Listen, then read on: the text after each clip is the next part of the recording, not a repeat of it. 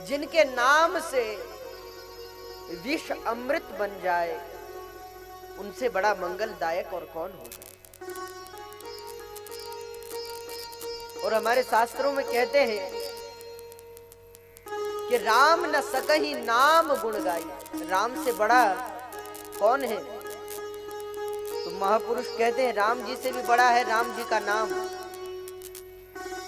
इसलिए राम न सकहि नाम गुण गाई, भगवान राम भी अपने नाम की महिमा नहीं गा सकते, ऐसा है भगवान का नाम।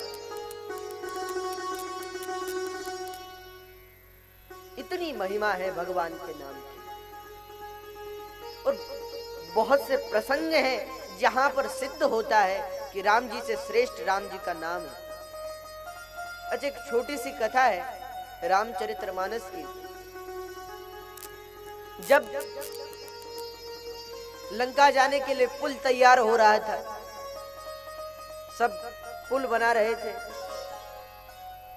अच्छा, एक गिलहरी, छोटी सी गिलहरी, वह हाथ में एक कंकड़ लेकर, एक पत्थर का छोटा सा टुकड़ा लेकर, कंकड़,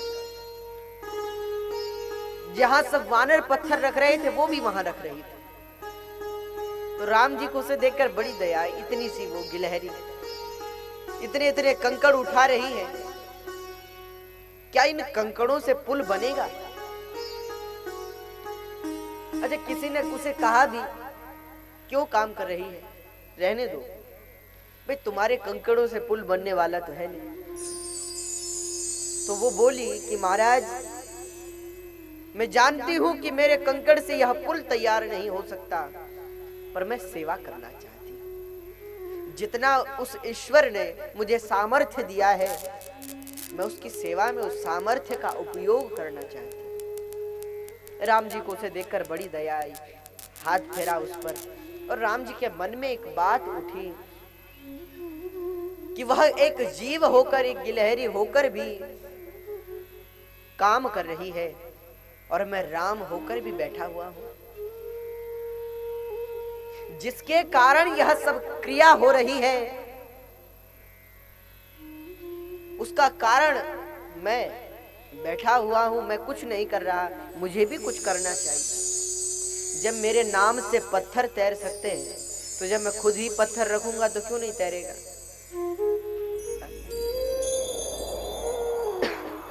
इसलिए राम जी ने सोचा कि एक पत्थर रखा जाए, तैरेगा या नहीं, पर फिर सोचा कि अगर तो तैर गया तो कोई बड़ी बात नहीं। लोग कहेंगे जिनके नाम से पत्थर तैर गए तो भगवान ने रख दिया, तो क्यों नहीं तैरेगा। पर अगर डूब गया तो तब तो वानरों का हमसे विश्वास उठ जाएगा। तो हनुमान जी एक पर्वत, वो जो पर्वत था उसके पीछे गए, लक्ष्मण से कह दिया किसी को इधर आने मत देना। भगवान ने एक कंकड़ उठाया। अच्छा, हनुमान जी भी उस पर्वत पर पत्थर लेने के लिए गए।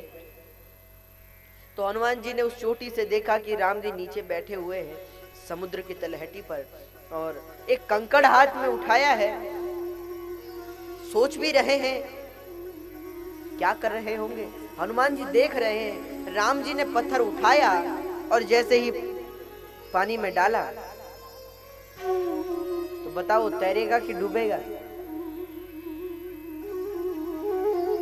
जैसे ही राम जी ने डाला पत्थर, डूब गया। राम जी के मन में प्रसन्नता हुई, राम जी खुश हो गए। अच्छा, खुशी इस बात की थी कि ये प्रैक्टिकल वानरों के सामने नहीं किया, वहां कर दे तो सब बेकार हो जाता। अकेले में किसी ने देखा नहीं, ठीक। पत्थर डूबा, राम जी वहां से उठकर आने लगे, सो इतने में हनुमान जी हंसने लगे। राम जी ने देखा कि किसने देख लिया, तो पीछे मुड़कर देखा हनुमान जी थे। राम जी ने कहा, देखो हनुमान, तुम हमारे इतने बड़े भक्त हो, ये बात किसी से कहना मत। हनुमान बोले, प्रभु हम ये बात सबसे कहेंगे। तो भगवान ने कहा, भाई ये तो तुम्हारे वानरों का हमसे विश्वास उठ जाएगा, ऐसा मत करो। हनुमान जी ने कहा, विश्वास उठेगा नहीं बल्कि और बढ़ेगा। राम जी ने कहा, क्यों। हनुमान जी ने कहा, प्रभु आप जानते हैं पत्थर क्यों डूबा। राम जी ने कहा, नहीं। फिर भी भगवान बोले हम क्या जाने पत्थर क्यों डूब गया। हनुमान जी ने कहा हम बताते हैं पत्थर क्यों डूबा, और जिस पर आपका नाम है वो क्यों तैर रहे। तो हनुमान जी व्याख्या करते हुए कहते हैं कि यह जो समुद्र है ये संसार है, और इस संसार में ये जो पत्थर है ये हम सब लोग हैं। जिसके पास आपका नाम है, जो आपके नाम का जाप कर रहा है, जिसके पास आपके नाम का धन है, वो तैर जाता है इस भवसागर से और भवसागर से पार हो जाता है। पर लेकिन भगवान ने कहा चलो वो तैरे तो ठीक, और जिसे हमने डाला वो क्यों नहीं तैरे। हनुमान जी ने कहा प्रभु जिसे आप ही छोड़ दें और ना उसके पास आपका नाम है और आपने भी उसे छोड़ दिया भवसागर में, तो वो कैसे तैर सकता है। जिसे आप ही डुबाना चाहें उसे कौन बचा सकता है। अच्छा कि विचित्र कथा है रामचरितमानस की। राम जी जब जंगल में जाते हैं तो राम जी को देखकर जितने भी मृग हैं, राम लक्ष्मण सीता को देखकर सब राम जी के पास आ जाते हैं। अच्छा राम जी उन्हें भयभीत करने के लिए, उन्हें भय दिखाने के लिए वो हाथ में अपना सारंग धनुष और बाण चढ़ा लेते हैं कि हमसे भय करें। पर बड़ी विचित्र बात, भगवान उनकी ओर बाण चढ़ाते हैं पर वो मृग भागते नहीं हैं। अच्छा राम जी ने पूछा कि तुम्हें डर नहीं लगता, हम तुम्हें मार देंगे और तुम जानते हो हमारे निशाना चूकता नहीं है, प्राण से हाथ धो बैठो, भागो।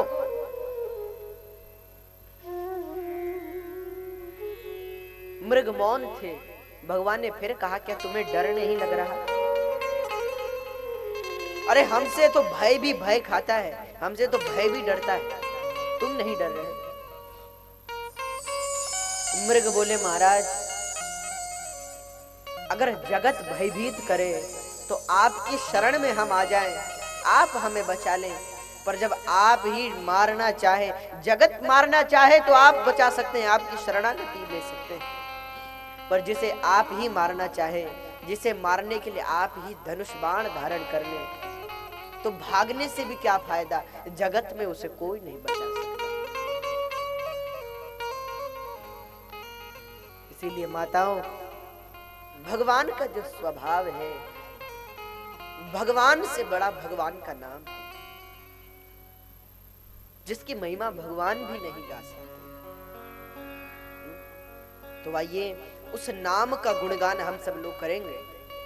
वैसे तो असित गिरि समत्स्यात् कज्जलम सिंधु पात्रे सुरतरुवरु शाखा लेखनी पत्र मूर्वी लिखति यदि गृहीत्वा शारदा सर्वकालम तदपि तव गुणानाम ईश पारम न याति। अगर पृथ्वी को कागज बना दिया जाए, समुद्र को सिहाई बना दिया जाए और वनस्पति को लेखनी बना दिया जाए, ज्ञान की देवी शारदा सरस्वती स्वयं लिखने बैठ जाए और पूरे जीवन भर लिखती रहे शारदा सर्वकालम, तो तदपि तव गुणानाम ईश पारम न याति। तो भी भगवान के गुणों का गुणगान नहीं हो सकता, तो हम क्या भगवान के नाम का गुणगान करेंगे। पर फिर भी भगवान के सामर्थ्य के अनुसार जैसा वो चाहे, और बाकी तो सोई जान ही जेहि देहु जनाई, जान ही तुम्हें हो जाए। हमने तो पूर्ण शरणागति ले ली, तो जो